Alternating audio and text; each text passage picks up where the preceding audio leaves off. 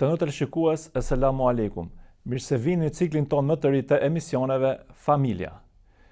Në vend që t'i dëgjojmë rreth bashkëjetesës martesore nëpër kafene, nëpër social media, nëpër telenovela apo në çfarëdo lloj platforme tjetër, e cila paraqitet një marrëdhënie e shpërfytyruar nga sfera se si Zoti i gjithësisë e ka krijuar njeriu, do të ishte e mira që në emisionet tona ta trajtojmë këtë çështje tamam siç e ka zbritur Zoti dhe sipas pra le të themi frymës hyjnore.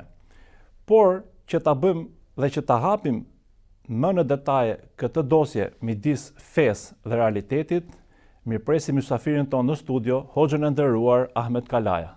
Mirësëgjeta, faleminderit. Faleminderit juve që pranuat ftesën. Çfarë në kupton Islami me një marrëdhënie bashkëtorë të mirë?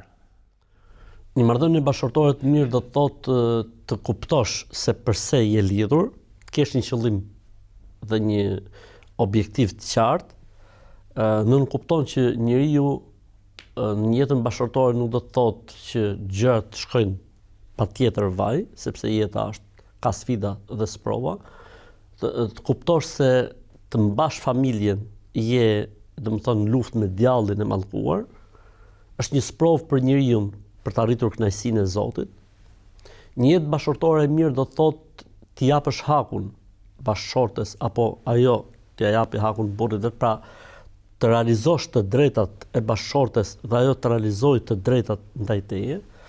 Një jetë bashkëtorë e lumtur do të thotë përgjegjësi, një jetë bashkëtorë e lumtur do të thotë amanet, një jetë bashkëtorë e lumtur do të thotë siç kërkon ti të drejtat tua, duhet t'japësh të drejtat e palës tjetër.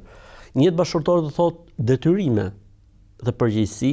Një jetë bashkëtorë e lumtur do të thotë që ta shohësh, domethënë, jetën bashkëtorë si një moment ngjitje dhe afrimi me Zotin e gjithësisë, ta shohësh jetën bashkëtorë si një moment pastrimi nga mëkatet dhe gjunahet, sepse edhe ato problematikat që mund të ketë jeta bashkëtorë faktikisht janë një metodë apo një formë pastrimi.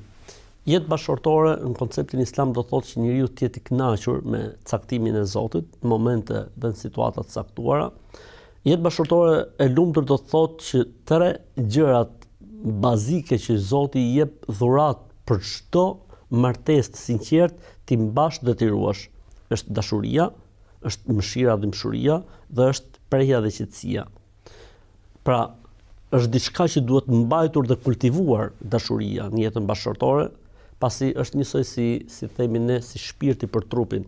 Pra një jetë bashkëtorë që humbet dashurinë, domethënë, është sikur të kesh dy kufoma bashk afër njëra tjetrës. Të ruhet dhimbshuria, dhe dhimbshuria të jetën bashkëtorë është si sistemi imunitar për trupin. Pra në momentin që humbet dhimbshuria, domethënë nuk ka gjë, çdo mikrob, çdo sëmundje, çdo lloj situate vjen edhe jep efekt edhe këtu, ndërkohë që duhet të ketë një sistem imunitar që e mbron jetën bashkëtorë, dhe preja dhe qetësia, që do të thotë njeriu të ketë një moment furnizimi me energji për të ballë me sfidat e jetës. Në momentin që mungon qetësia në familje, ky njeri nuk mund të jetë produktiv, ky njeri nuk mund të jetë aktiv, ky njeri nuk mund të jetë vital në jetë. Pra, le të themi me këto fjali përkufizohet të gjitha, përkufizohet një jetë bashkëtorë e lumtur. Pra, nuk është jetë siç e tatë dhiu, domethënë nuk është jeta bashkëtorë e lumtur një telenovel apo një serial, sepse zakonisht ato paraqesin mini momente të një jete. Ndërkohë që faktikisht jeta nuk është ashtu. Fundit ashtu e ka parë skenaristi që ta ndërtoi filmin apo ta ndërtoi telenovelën në mënyrë që të tërheqi shikimet e tjerë. Po faktikisht jeta reale është një jetë kot, një jetë surreale, thjesht për të hequr vëmendjen. Tani llogaritet paraqitet jeta në 30 minuta apo në 1 orë. A mund të jetë jeta 1 orë? Nuk është. Për këtë arsye është surreale. Mirë, njerëzit janë të ndikuar të kjo pjesë dhe mendojnë se jeta bashkëtorë në pikërisht ato fotot apo ato momentet që paraqiten në rrjetet sociale apo telenovela. E vërtetë është që është krejt diçka tjetër. Jetë bashkëtorë e lumtur do të thotë ne nuk harrojmë misionin dhe qëllimin se përse ekzistojmë.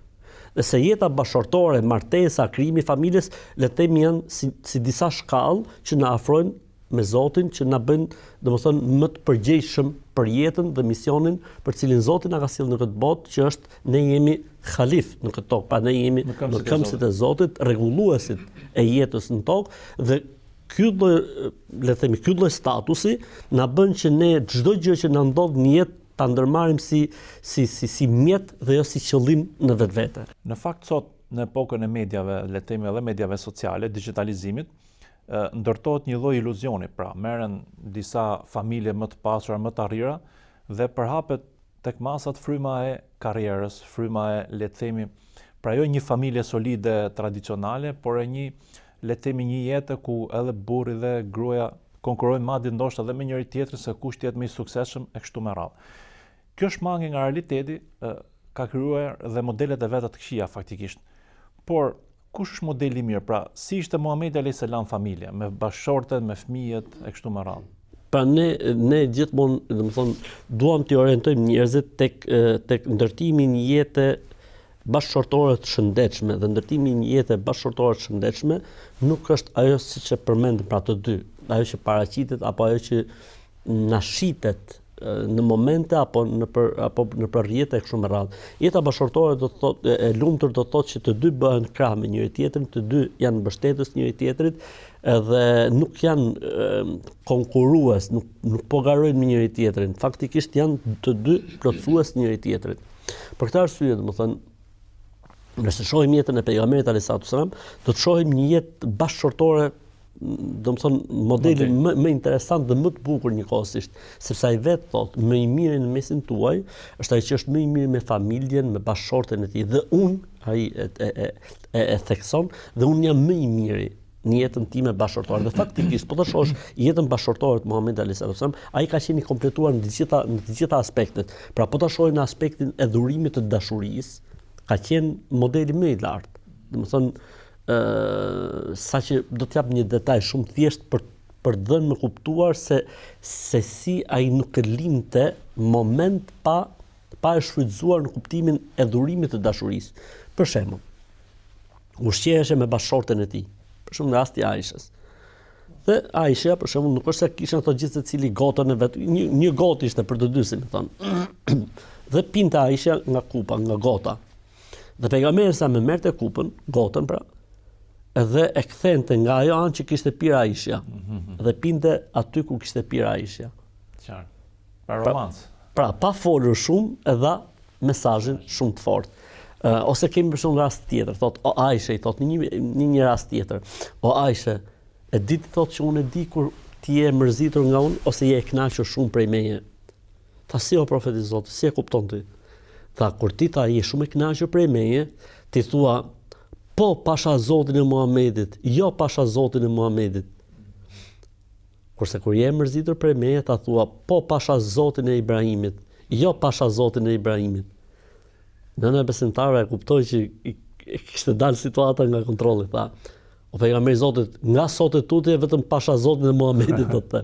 Pra dua një korrigjim me një stil indirekt. Po, jo, mua që më tërheq është fakti që ajo pa shprehur asgjë, pejgamberi sa e kishte kuptuar se kur i ka ngel hatri në diçka, po ku nuk i ka ngel hatri nga diçka. Ose për shembull rasti tjetër që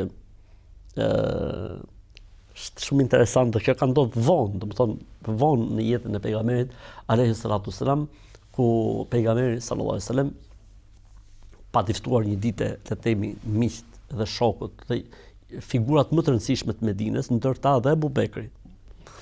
Edhe faktikisht ishte dita e Aishës, se ai çdo ditë ishte tek një nga nënat e besimtarëve.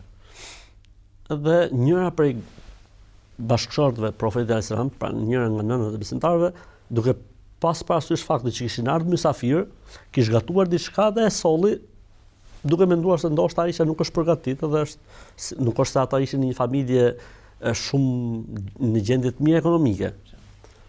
Por vjen Aisha radhiyallahu anha me ushqimin e saj, kishte bërë dhe Aisha pra diçka dhe shet një gostilet. Jo, shet domethënë një tavë që sapo kishte ardhur para saj, i gjujti tavës. Dhe e theu me gjithë ushqim. Dhe solli tavën e saj. Tani llogaritet i profetit alayhis salam Abu Bekri, Omeri, njerëzit më të rëndësishëm të Medinës dhe Aisha bën këtë sjellje. Pejgamberi selam si e menaxhoi situatën, shumë thjesht. Tha gharat ummukum. E tha nëna juaj është kjo, ja si ka xhelozi.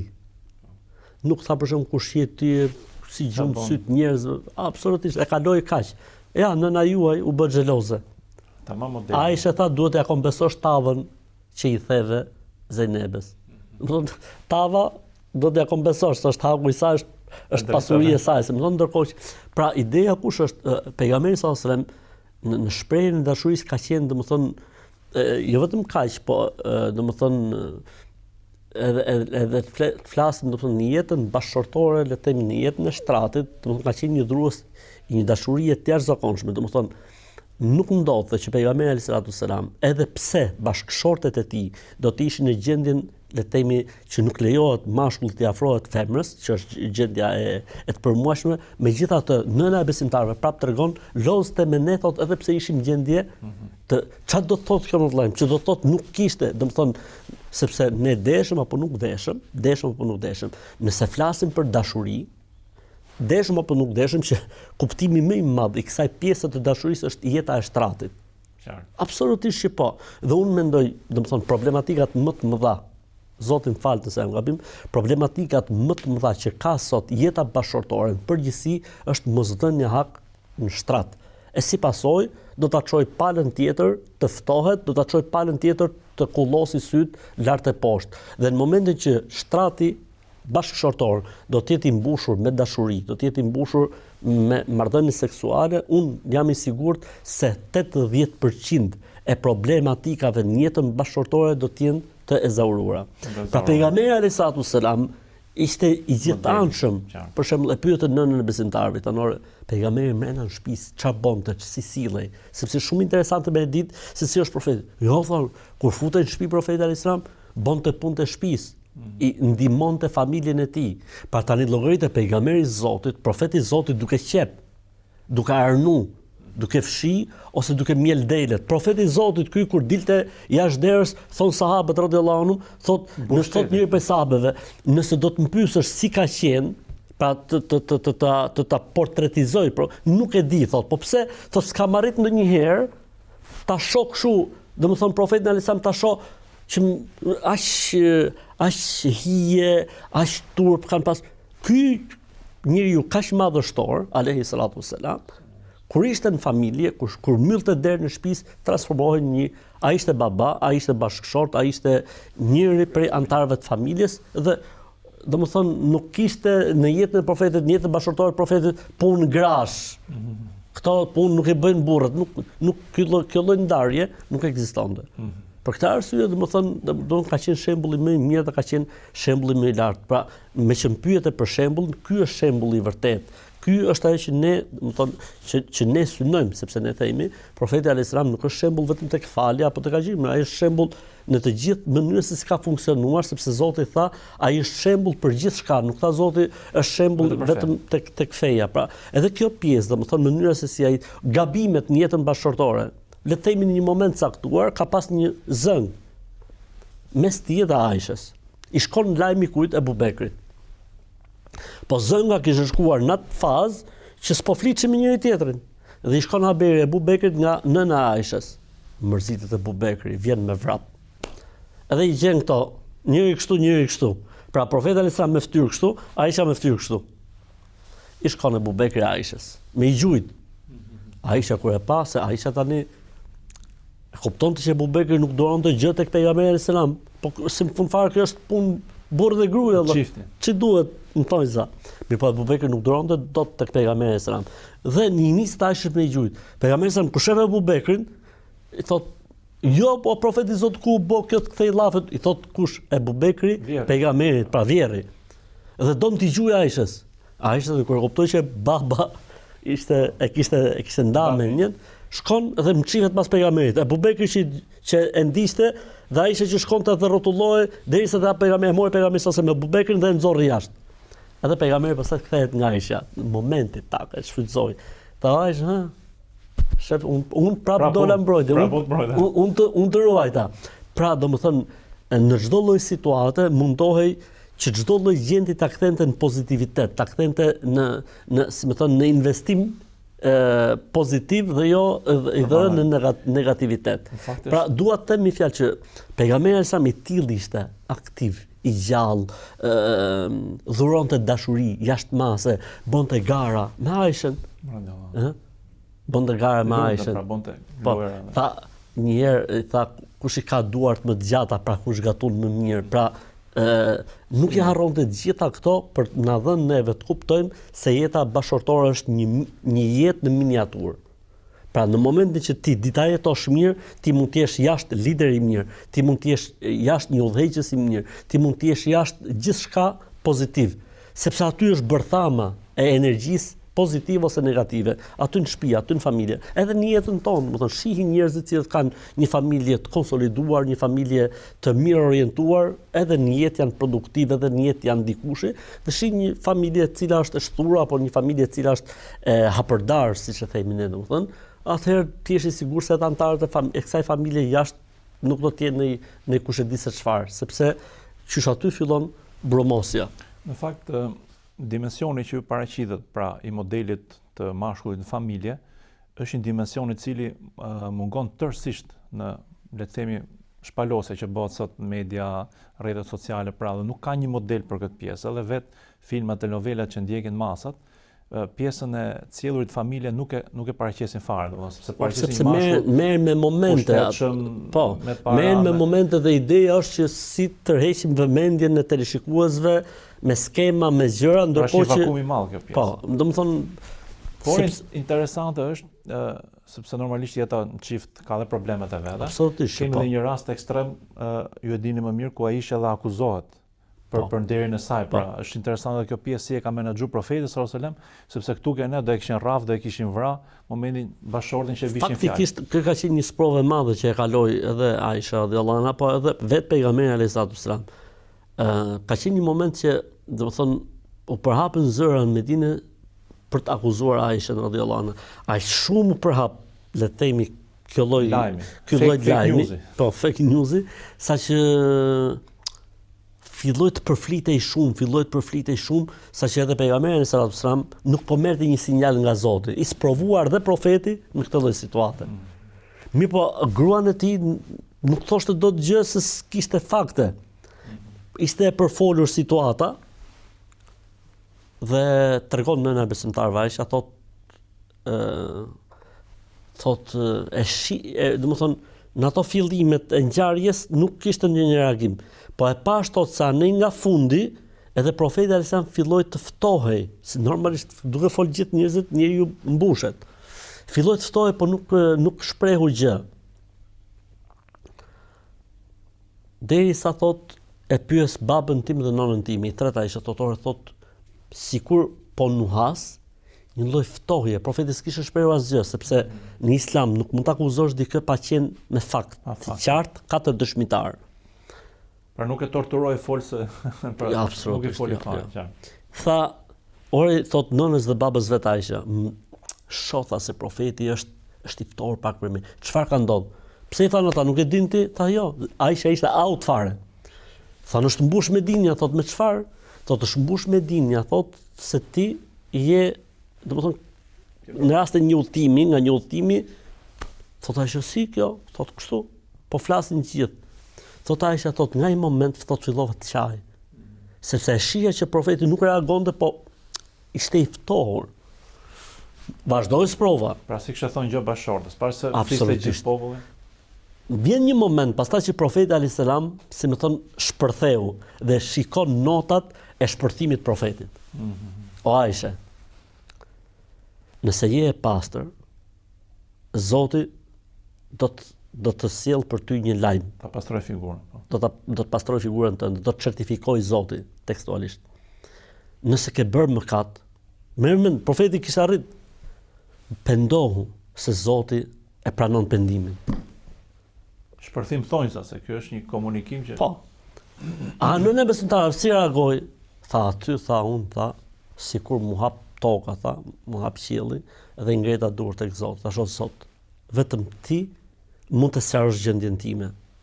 Nuk kalon vetëm se disa ditë dhe vjen një faqe kuranore në surën Nur, faqja e 2, ku Zoti i Madh tregon se ai ishte e pastër dhe se le të themi Të shakisit e përhapës si lajm. Ky lajm ishte lajm i pasakt, fake news. Dhe e pastroi Zoti dhe ajo faqe lexohet sot e kësaj dite dhe do të lexohet deri në ditën e Kiametit. Pra Zoti është i madh dhe Zoti hedh ndonjëherë sprova dhe ky ishte një rast le të themi shumë shumë i vështirë për vetë pejgamberin sallallahu alajhi wasallam, vetë për Aishën radhiyallahu anha. Megjithatë, mënyra se si është menaxhuar situata ka qenë në kulmin e asaj që mund të reagojë një mashkull, një burr ndaj bashkëshortes tij. E gjithë kjo nënkupton atë që ne i themi në gjuhën tonë fetare, el muashara bil ma'ruf, të jetosh mirë, të kalosh jetë mirë, ta bësh jetën bashkëshortore sa më të mirë. Dhe normalisht kjo nuk do të thotë që s'do të ketë sfida, kjo nuk do të thotë që nuk do të ketë, le të themi, lajthitje, momente, por kur njeriu është i qartë për objektivin e tij, për synimin e tij, normalisht që di ti te kaloj ca gjëra, di që ti përtypi ca gjëra, di që jetë ghafel, bën sikur shtonen si ca gjëra, po, ta shkelin. Sepse kemi diçka shumë të rëndësishme, që është familja, duhet të mbrojtur, duhet të ruajtur, edhe pse në momente të caktuara duhet ne të sakrifikojmë diçka. Jo vetëm sakrifica e shpenzimit, mbolimet shpenzimit, po edhe sakrifica, le të themi, shpirtënore, psiqike, etj, sepse fundja fundit, siç e thash edhe në fillim, po edhe në misionin e parë, familja në Islam konsiderohet edhe një grop pastrimi për njeriu, një fabrik pastrimi i mëkateve dhe gjunave. Këto gjëra që ndodhin në familje, Zoti nëpërmjet tyre të pastron dhe të lan nga gjunaat, kur i thon. Në fakt, ke modeli, se ishte tamam një model dhe i takon një modeli që të provohet për gjitha ndodhjet e jetës, që të jetë dhe model, pra që njerëzit të referohen. Bie në sy dhe komunikimi. Statistikisht sot komunikimin ose mungesa e komunikimit çift dhe mosdëgjimi i partnerit është kaku kryesor që sjell, le të themi, divorcet ose sjell problemet sociale. Dhe këtu në këtë pjesë bie në sy se si profeti alayhis salam dhe rastet më ekstreme ishte tepër i komunikueshëm, tepër dashamirës e kështu me radhë. Te komunikimi, faktikisht duhet të them diçka. Komunikimi në jetën bashkëtorë është shumë i rëndësishëm. Siç në të gjitha, le të themi, në të gjitha fushat e jetës, komunikimi është shumë i rëndësishëm. Pra, inne min el bejani le sihra. Komunikimi është ose si më thënë, retorika, elekuenca, është një lloj magjie. Hipnoze, një lloj hipnoze, po. Domethënë që duhet jetë edhe kudo në jetë. Pra, kudo që ti jesh në jetë, një që ka komunikim, një që flet, një që di të shprehet, është shumë më i pranueshëm për shoqërinë, për rrethin, për bashkësinë, influencues, po. Se sa dikush tjetër i cili mban për vete.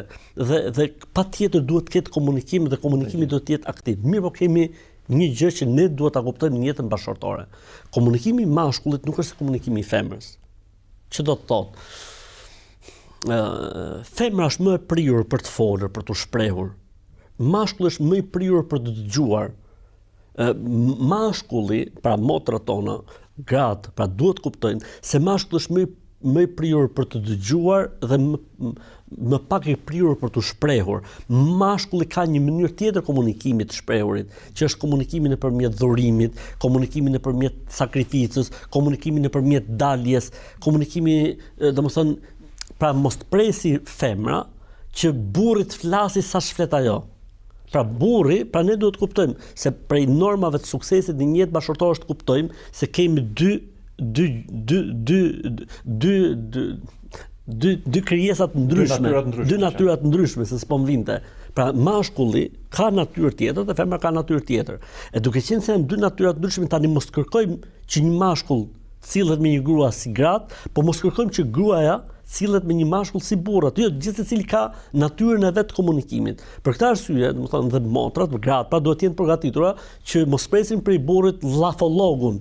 Qartë. Nuk është në natyrën e burrit, pra edhe ne mos kërkojmë. Pastaj, si tha mashkull, njeriu në ditë flet, le të themi 10.000 fjalë. Për shembull, ekstremi. Burri 8.000 kalon jashtë, i mbeten edhe 2.000 tjera, ndërsa gruaja ka harxhu 2.000, kanë mbetë 8.000. Por ama edhe mashkulli të ketë parasysh që mos të harxojë të gjitha jashtë. Okej. Përveç mos të asaj, harxojë. mos të jetë dhe arrogant. Pra, kemi anën e motrave, do të kuptojmë, por edhe si thot profeti, kujdesni të qelqtat. Nuk e di sa e saktë është si hadith. Po, sa hadithi sa Buhari. Edhe kjo pjesë si e trajton feja, arrogancën në komunikim që e thyn edhe për Absolutisht, domethënë ne kemi edhe në gjuhën shqipe që thot fjala vet më rënd se sa plumbi.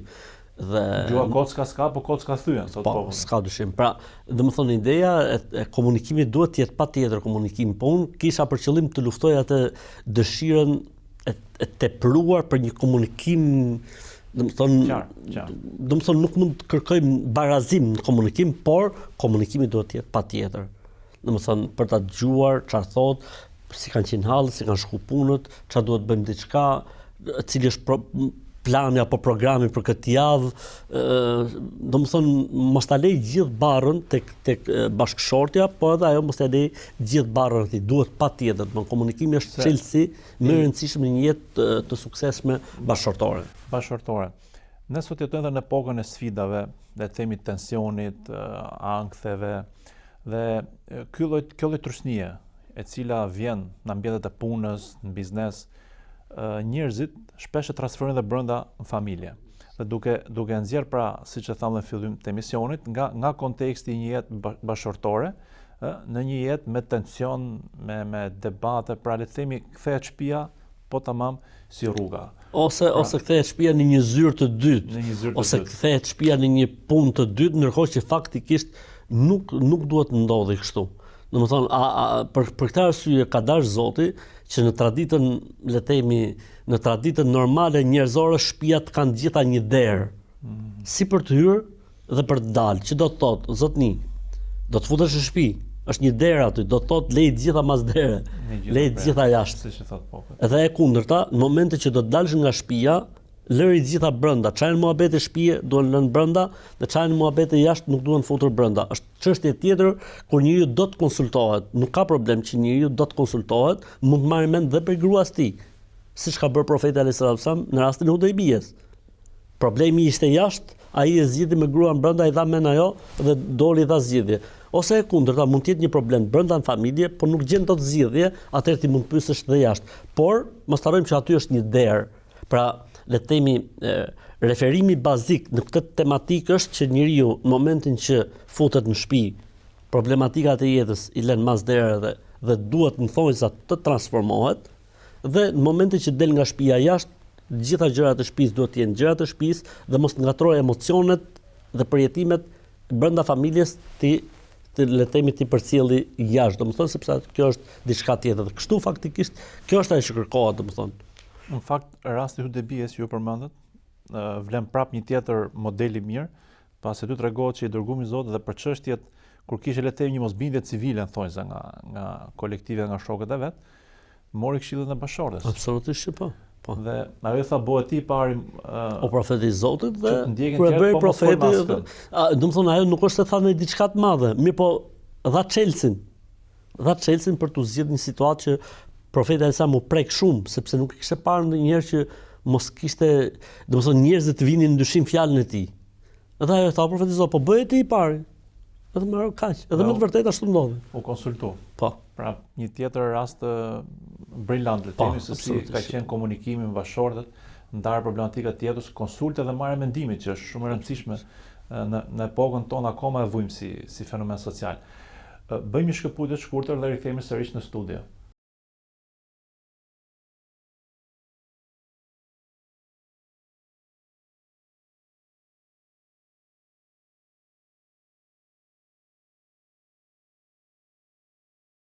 Ja pra, kur i kthyem sërish në studio. Hoxhë nderuar, një pyetje besoj që vjen edhe nga publiku dhe që është më së natyrale në çdo marrëdhënie, le të themi qoftë kontraktuale, qoftë njerëzore kështu me radhë. Kush janë drejtat dhe detyrimet, le të themi, e secilës palë në jetën bashkëshortore? Faktikisht këtu nis gjithçka. Këtu nis gjithçka, domethënë nuk mund të flasim për një jetë bashkëshortore të mirë apo të lumtur nëse nuk vjen themelet dhe nuk vjen kolonat dhe nuk ndërtohen muret. Të jesh korrekt në përqimin e të drejtave që ka bashkëshortja, të jetë bashkëshortja korrekte në përçimin e drejtave që gëzon burri, të plotësosh detyrimet që ke ndaj bashkëshortes, të plotësoj detyrimet që ka ndaj burrit, të çohen në vend, le të themi, kushtet kontraktuale në momentin e celebrimit. Në momentin që janë këto të treja, jeta bashkëtorë do të jetë perfekcion. Dhe çdo gjë tjetër është plotësim dhe komoditet dhe çdo gabim që mund të ndodhi është i menaxhueshëm lehtë. Që do të thotë, burri ka disa, le të themi, detyrime që duhet t'i realizojë patjetër ndaj bashkëshortes tij. Detyrimi i shpenzimeve. Barra e shpenzimit në familje bie mbi burrin. Po do thotë jo, po jeta është e vështirë etj. Okej, në momentin që gjej një gjumë i kuptim me njëri tjetrin dhe edhe ajo kontribon, Zoti është shpërblet. Mirë po, si detyrim bazik, shpenzimet në familje i ka përgjegjësi burri. E drejta pra e shpenzim, pra si më thënë mbulimi ekonomik i nevojave. E dyta, strehimi, pra është detyrë e burrit. E treta, nevojat personale, pra që është veshmbathja e kundicione etj. Dhe e fundit fare që ne e përmendim, domethënë është plotësimi i nevojave fiziologjike shtrati. Në momentin që burri përgjigjet për këto të katërta ndaj bashkëshortes tij, domethënë ai ka bërë ato që quhet, ka realizuar të drejtat dhe detyrimet ndaj bashkëshortes. Po bashkëshortja ndaj burrit të saj. Bashkëshortja obligohet që të jetë, le të themi, me burrin e saj e bindur dhe respektuese, që do të thotë në momentin që burri ka të drejtë, fjala nuk duhet bërë dysh, domethënë nuk duhet diskutuar. Në momentin që burri nuk ka të drejtë, fjala e tij duhet, domethënë, këshilluar, duhet orientuar, domethënë, dhe në momentin kur gjëja është e paqartë, pra nuk është tani ka drejt apo s'ka drejt, po thjesht burri mendon se kjo është më e mirë në dobi të familjes. Në këtë rast, gruaja duhet të ketë një bindje dhe respekt ndaj fjalës burrit. Pra, detyrimi i parë është bindja dhe respekti. Detyrimi i dytë është detyrimi, le të themi, i jetës së shtratit, pra duhet të jetë, domethënë, gjithmonë korrekte ndaj nevojës, le të themi, fiziologjike që ka burri në jetën bashkëshortore. Dhe e treta, të trajtoj familjen siç trajtohet në traditën ku jetohet. Pra le të themi, ka vende që gruaja i bën të gjitha, atë këtu duhet i bëj të gjitha. Ka vende ku gruaja nuk i bën të gjitha, po bën disa gjëra. Atëherë gruaja duhet të eci me atë me namatin e jetës, me pulsin e jetës, me mënyrën se si, me ritmin e jetës, pra mënyrën se si jeton shoqëria duhet të jetojë dhe ajo brenda familjes saj. Që nënkupton rregull, që nënkupton mirëkuptim, që nënkupton, domethënë, një jetë e orientuar, jo një jetë e shturur, ku nuk dihet çfarë bën gruaja, ku nuk dihet çfarë bën fëmia, ku nuk dihet kush hyn, kush del. Këto gjërat nuk funksionojnë. Pra në jetën bashkëshortore, jeta bashkëshortore, flasim ne, domethënë gjuhën e Islamit është thesari më i rëndësishëm që realizon njeriu në jetë. E ky thesar duhet mbrojtur dhe duhet ruajtur. Jo çdo kush që na vjen do të thotë se na e ka për të mirë, apo po na jep një kontribut. Ka dhe njerëz që kanë zili, ka njerëz që kanë smir, ka njerëz që duan të hedhin helm. Për këtë arsye tha Islami që nuk hapet, i tha grave, mos e hapni derën për çdo kënd pa u konsultuar me burrin. Pra me kuptimin jo çdo kush që të afrohet apo të ofrohet si këshillues apo dashamir në të vërtetë është i tillë. Dhe nganjëherë burri në përgjithësi ka lexim më korrekt ndaj shoqërisë jashtë sesa vetë bashkëshortes, sesa vetë gruaja e tij. Në momentin pra që do të kemi këtë lloj, le të themi, realizim detyrash, pra nga ana e burrit, po edhe nga ana e gruas, unë mendoj që kemi hedhur hapin më të rëndësishëm. Pastaj kemi të drejtat reciproke, që janë disa gjëra që janë, domethënë, të dy njësoj. Pra, burri duhet të japi dashuri, gruaja duhet të japi dashuri. Burri duhet të sigurojë qetësi, po edhe gruaja duhet të sigurojë qetësi. Burri duhet, domethënë, nëse kërkon diçka në raport me prindrit e tij, duhet sigurojë të njëjtën gjë në raport me prindrit e saj. Pra nëse unë si burr që kërkoj për gruas time që të respektoj prindit, po edhe unë duhet të jem shumë i kujdesshëm dhe shumë gentil me prindrit e saj. Nuk flas kur kanë luajtur mendsh. Nuk flas kur a prindrit e burrit apo prindrit e gruas. Flasim për një jetë normale. Pra ne duhet të ecim me ritmin e jetës, në mënyrën se si jetojnë, në mënyrën se si jeton shoqëria, nëse ritmi nuk është ndesh me shariatin, sepse ritmi mund të jetë që prindrit duhet nxjerr jashtë. ky ritëm bie ndesh me fen ton. Pra ideja është, domethënë, unë mendoj që në momentin që është mirë kuptimi, në momentin që është dëshira e mirë, në momentin që unë bëj detyrat e mia, në momentin që bashkëshortja bën detyrat e saj, them që çdo lloj grope, çdo lloj përplasje, çdo lloj gjëje do ta ketë rikoperimin, shumë të shpejtë dhe do të kthehen gjërat edhe një herë në linjë shumë shpejt. Në momentin që mungojnë detyrat, pra nuk bëjmë detyra siç duhet nga të dyja palët, atëherë ti je i sigurt se çdo lloj krisje, çdo lloj virusi të parë që të na zëri do të jemi ne. Vulnerabël dhe do jetë dhe ndoshta dhe do në goditë dhe jetë më e fortë dhe s'do ketë një reagim siç duhet. Hoxhë ndërë falenderoj që ishte sot me në studio. Ne besoj sapo kemi hyrë ke disa nga dispozitat le të themi e jetës bashkëtorë. Në emisionet vijim do kemi mundësi të trajtojmë shumë pyetje që njerëzit kanë pyetur, që janë pyetur dhe si trajton dhe feja dhe librat relevant të kësaj fushë. Por besoj se për sot parazaurëm temën që kishim dhe gjithashtu falenderojmë dhe teleshikuesit për vëmendjen që na kushtuan. Deri emisionin e ardhshëm, asalamu alaikum.